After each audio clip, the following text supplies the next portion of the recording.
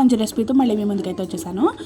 ఇది tiffin recipe అండి. Tiffin కానీ స్నాక్ కానీ ఏదైనా అయినా మనం చేసుకోవచ్చు. మనకి టైం లేనప్పుడు లేట్గా లెగుస్తాము, లేదంటే 10 నిమిషాలు ఏమైనా సింపుల్గా చేసేసుకోవాలి టిఫిన్ కానీ లేదంటే స్నాక్ కానీ అనుకున్నప్పుడు ఇది బెస్ట్ రెసిపీ అండి.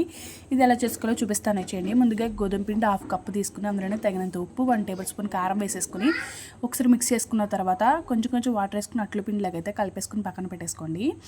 ఇప్పుడు స్టవ్ మీద ప్యాన్ పెట్టేసుకుని దాని మీద కొంచెం ఆయిల్ వేసి స్ప్రెడ్ చేసుకున్న తర్వాత కొంచెం హీట్ అయిన తర్వాత అట్లు అలా వేసుకుంటాం. అలా వేసేసుకొని ఉల్లిపాయ పచ్చిమిర్చి వేసుకొని కొంచెం ఆయిల్ వేసుకొని 2 సైడ్స్ కూడా క్రిస్పీగా కాలే వరకు ఉంచుకొని తీసుకుని తింటే చాలా అంటే చాలా బాగుంటుందండి. నాకైతే చాలా ఇష్టము.